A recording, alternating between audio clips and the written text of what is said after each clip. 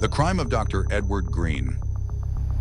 In 2010 in New York City, Dr. Edward Green, a 58-year-old professor of endocrinology at Columbia University, was preparing to commit one of the most horrifying crimes you could ever hear of. He planned this inside his abandoned clinic, which looked more like a haunted house. No one knew the secret side of his personality that emerged when he committed this crime. Over 30 years earlier, Dr. Edward Green graduated from Columbia University's medical school and chose to specialize in one of the most challenging medical fields, endocrinology. He excelled in his studies, earning all his degrees with distinction, and quickly became a brilliant and well-respected doctor among his peers. He always considered himself the most talented among them, and his choice of a highly specialized field was proof of that.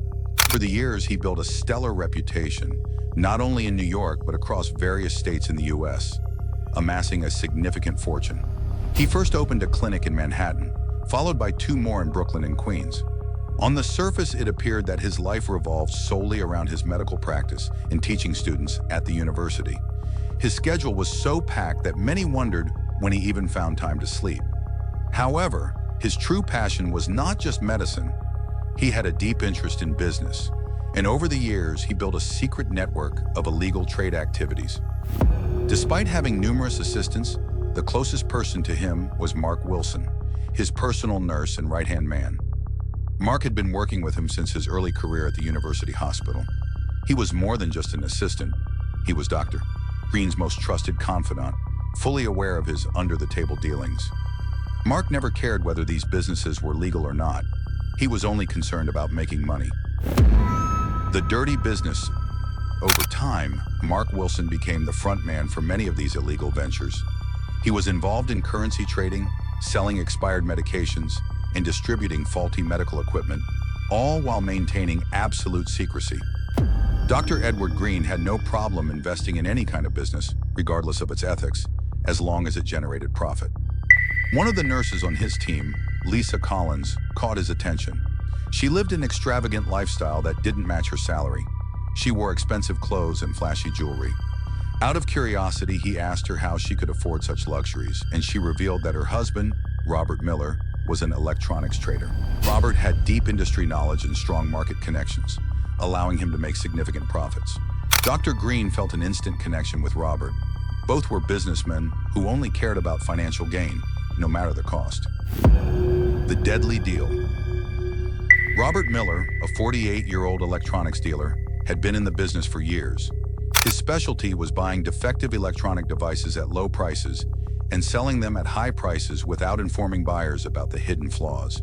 His scheme was highly profitable, and he had been running it successfully for years. During their meeting, Robert explained to Dr. Green that he could invest $120,000 in his business. With that money, Robert would purchase faulty electronics, resell them for high profits, and share the earnings. Dr. Green, knowing that this was completely unethical, agreed without hesitation. All he cared about was fast money. At first, everything went smoothly. Robert regularly sent the promised profits. However, after a short period, he began making excuses, claiming he was facing issues in the market. When Dr. Green tried reaching out, Robert ignored his calls. Frustrated, he contacted Lisa, who told him that her husband was going through financial difficulties and needed more time to repay the money. Dr. Green was not someone who tolerated being deceived. Just 2 days later, he filed a lawsuit against Robert, presenting the signed promissory notes that he had made him sign earlier. Being an expert in dirty business, Dr. Green knew how to secure his financial interests. The bloody revenge. But the lawsuit was never about recovering the money. Dr. Green had a much darker plan. While gathering information on Robert, he discovered that he had scammed several investors before, always following the same pattern, taking their money, delaying payments, and eventually repaying in small, late installments while using their capital to expand his own business. Dr. Green decided that Robert needed a lesson he would never forget.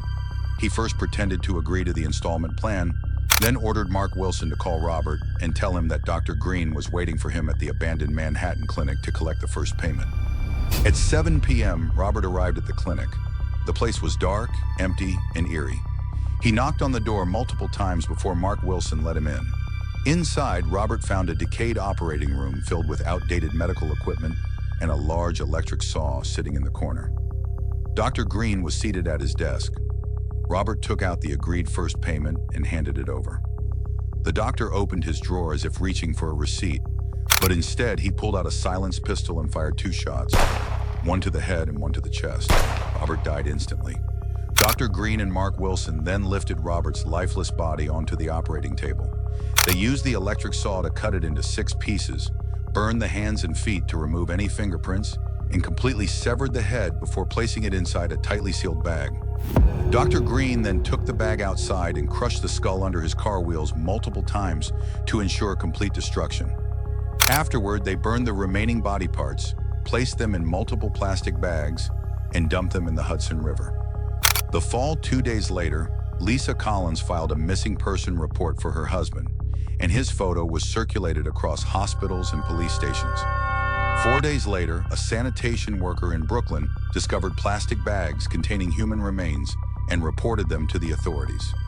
Forensic experts analyzed the remains, successfully reconstructing the victim's skull despite the damage. Facial structure matched Robert Miller, and a DNA test confirmed the identity. Police investigations revealed that the killer must have been a highly skilled professional, as the body was dismembered with surgical precision using medical-grade disinfectants. The profile pointed towards a doctor or someone with forensic knowledge. Dr. Green was summoned for questioning, but he denied everything, presenting a solid alibi backed by his tight schedule across 3 clinics and university lectures. However, detectives focused on Mark Wilson, whose nervous behavior raised suspicions. After intense questioning, he broke down and confessed to the entire crime. Justice served Dr. Edward Green, and Mark Wilson were arrested and sentenced to death. Despite his attempts to erase all evidence, there is no such thing as a perfect crime. Justice always prevails.